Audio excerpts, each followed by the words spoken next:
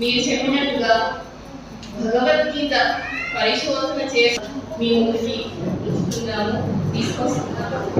అది మీ ఆశీస్సులతో ఇంకా పెరిగి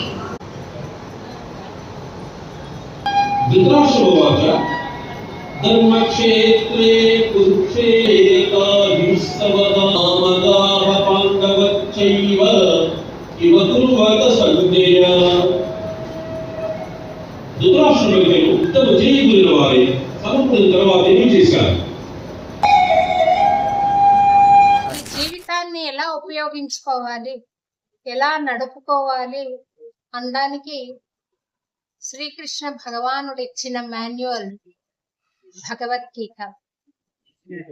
అత్యద్భుతమైన గీతం ప్రపంచంలో ఏదైనా ఉంది అని అంటే అది శ్రీమద్ భగవద్గీత.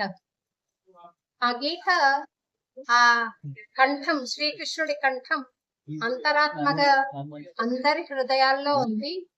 అది మనం వినాలి.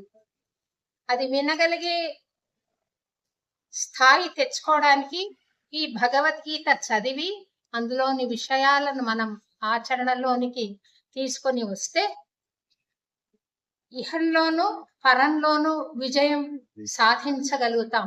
ఎత్ర యోగేశ్వర కృష్ణో ఎత్ర పార్థో ధనుర్ధరః తత్ర శ్రీర్ విజయో భూతి ధ్రువా నీతిర్ మతిర్మమ.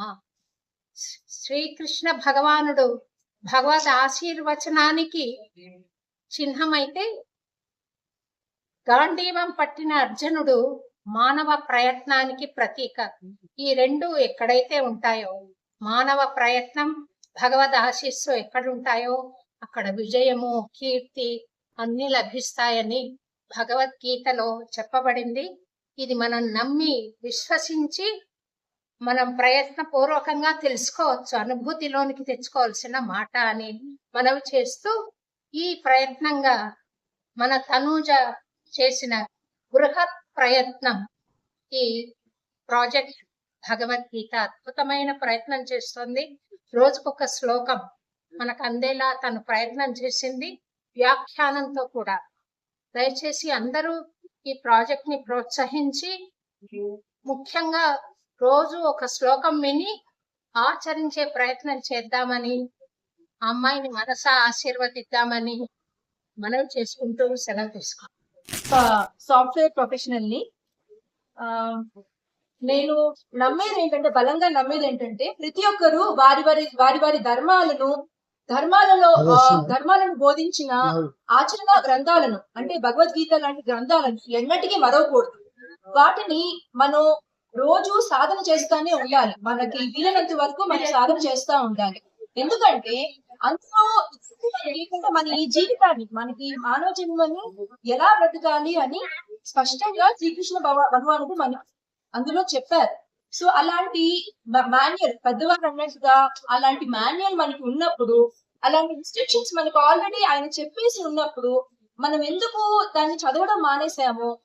పోనీ మొత్తం కాకపోయినా ఎంతో కొంత ఆచరించడం ఎందుకు మానేసాము? ఆచరణ కష్టమైనా కూడా ఎంతో కొంత ప్రయత్నం చేయడం ఎందుకు మానేసామన్న తలంపు నన్ను కొంచెం ఆలోచింపలు చేసేలాగా చేసింది. అందుకని చెప్పేసి నేను ప్రాజెక్ట్ భగవద్గీత అని నేను దాదాపుగా 1 సంవత్సరాల క్రిందటే నేను రిజిస్టర్ చేసుకొని పెట్టుకున్నాను. ప్రాజెక్ట్ భగవద్గీత అన్నది నేను రిజిస్టర్ చేసుకొని పెట్టుకున్నాను. అయితే నేను ఉద్యోగరీత్యా నేను చేయలేకపోయాను, ఈ ప్రాజెక్ట్ ని ఆచరణలోకి తీసుకురాలేకపోయాను.